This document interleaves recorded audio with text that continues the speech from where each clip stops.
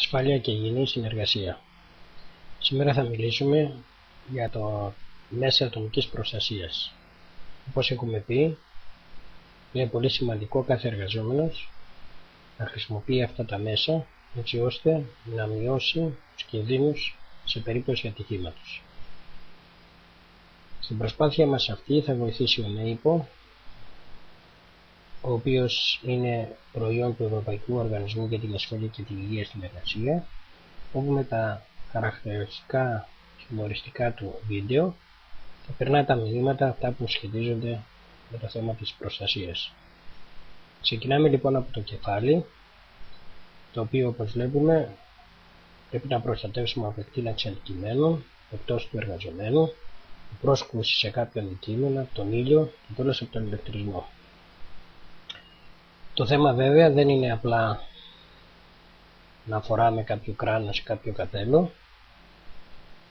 Θα πρέπει να είμαστε και προσεκτικοί, ειδικά σε χώρους όπου υπάρχει μεγάλη επικινδυνότητα για να γίνει κάποιο ατύχημα, όπως βλέπουμε εδώ σε αυτό το χαρακτηριστικό βίντεο.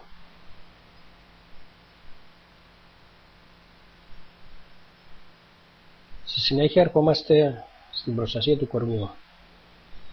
Εδώ έχουμε να το προστατεύσουμε από περίεργες θερμοκρασίες, από μηχανικές και χημικές προσβολές, από βιολογικές επίσης, από εκτείναξη σωματιδίων και όπως καταλαβαίνουμε υπάρχουν πολλά μέσα τα οποία μπορούν να χρησιμοποιηθούν. Στο βίντεο το οποίο θα παρακολουθήσουμε αφορά κυρίως τα άτομα τα οποία δουλεύουν σε ύψος και πρέπει οπωσδήποτε να φορούν ζώνη προστασίας. Ερχόμαστε τώρα στο πρόσωπο και στα μάτια. Χρειαζόμαστε γυαλιά. Χρειαζόμαστε επίσης πολλές φορές διάφορες προσωπίδες έτσι ώστε να προστατευτεί το πρόσωπό μας και τα μάτια μας από εκτείναξη σωματιδίων, επικίνδυνου υλού αλλά και βασικά και ακτινοβολίων. Στο επόμενο βίντεο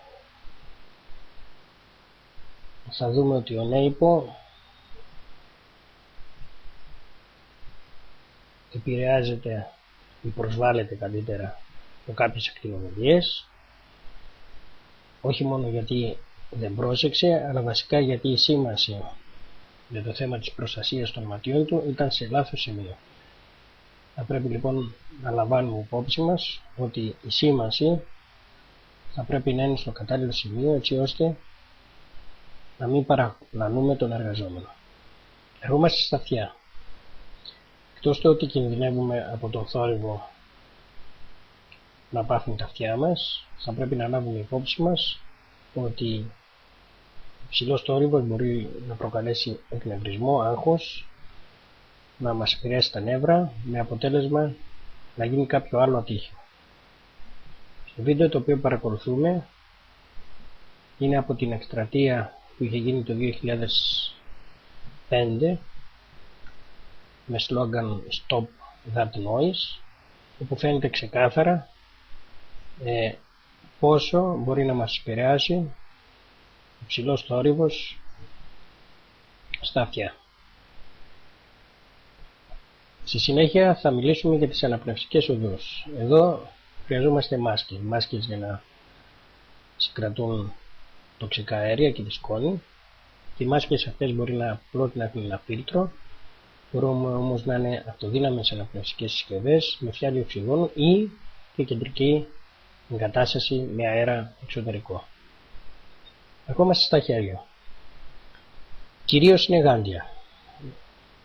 Έχουμε καλύματα για τους βραχίονες και κάποιες προστατευτικές κρέμες.